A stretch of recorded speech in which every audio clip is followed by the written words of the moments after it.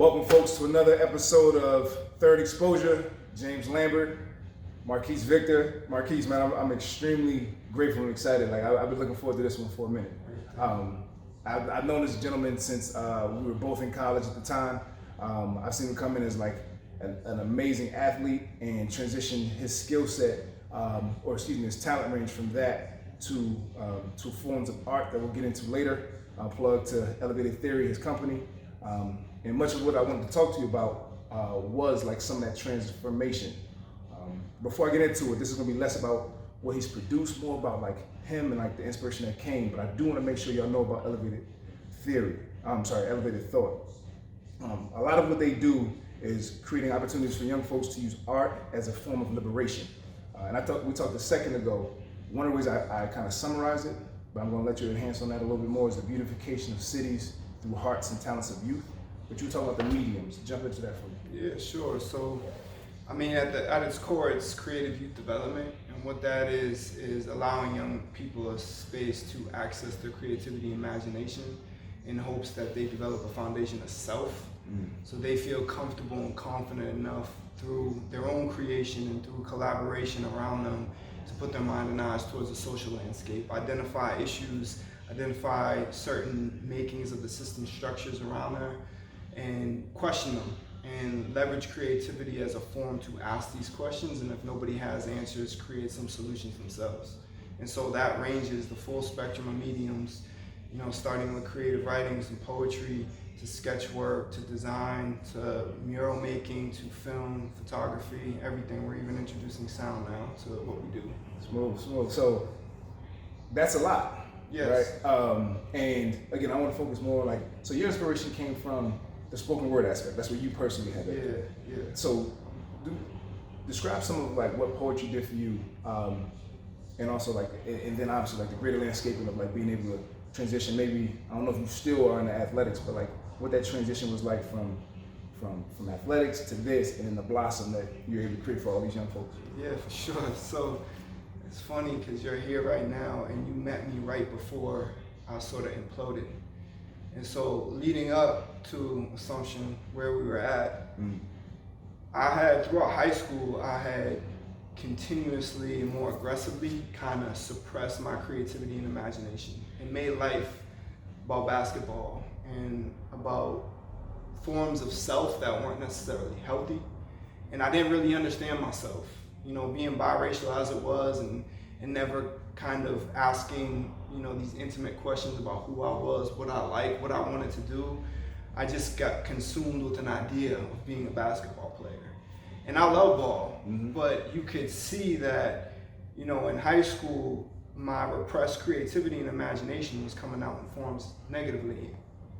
Conversely, on the court, sometimes it came out beautifully because I exercised the court as a way to create. Yeah. But you also saw the angst where I was never consistent. I was never a consistent player. I had those days where I just couldn't be stopped, when I was fluid, when basketball felt like a poem to me. Okay. And I could play with whoever. But then I had those days where I was consumed with self. I was in a haze. I wasn't even there. I was not there. So most of high school was me not there, and have these bursts where I could create and perform, but most of the time I was just in a blur. And so that didn't get rectified, didn't get checked. And those people that saw more in me when I was in high school, I pushed them back, like you. Like when I got to Assumption, you're like, bro, you can do all these things in the court. What are you doing? Why are you doing X, Y, and Z? What's good? And I would turn my back at that, and I would just consume myself in negative forms of expression. So my man's talking about, just so he's very smooth with his words. He's talking about he was drinking a lot. He wasn't able to do what he should have been doing, or he was suppressing that talent, but it would come out because it was so, the talent was so strong. So I just wanted y'all to know what he's talking about. He's smooth with the words. Question 2, so you found poetry, it was another form of expression, and it also sounds like what I was talking about earlier with you is, I recognize the 18-year-old Marquis versus the Marquis I saw probably right before 30, and even your energy exchange then, I could tell you were a man focused on something, or you were starting, you discovered what your purpose was. And I think that is the dopest part of the transition, because I know 50-year-old individuals that haven't found that, Mm-hmm. right? And it's like a lost life. I also realized, like, in your establishment of this company, you're able to target and give back to that youth on a daily. So every time, there's folks that their feet hit the floor every day that have no connection with an impact on other people. And to me, that's like an emptiness. And there's no shout out to anybody who works so hard for a living to support and raise their family. But I do know, like, when you're able to give back, and that's your life's work, like there has to be a natural fulfillment there. My question to you though is, and here's what I'm hoping like some of the viewers will be able to take away from it, is, and I ask this question every time, and sometimes it goes off on a tangent, but however you feel the need to answer it.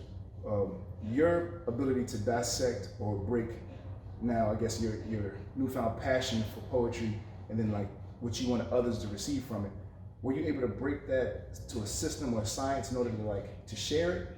Or like what might have hit you in terms of like your ability to like share that with others? Like, was there any system to the grind or what?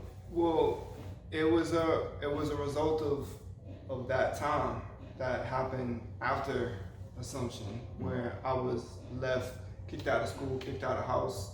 You know, I had to survive really for the first time in my life by myself, and kind of came to terms with the privilege that I had that I never thought about. All these things in my life. So poetry reemerged for me as a way to grapple and to understand self. Who am I? What am I doing? This existential kind of crises that I was going through for a long time, but I never confronted. Okay. So that was it. Dealing with these questions, dealing with these difficult realities about self through the written word. Yeah. And when I was able to start to try to understand and feel more comfortable with the fact that, you just gotta move, you gotta grow, you gotta build, you gotta keep it moving. What forced that?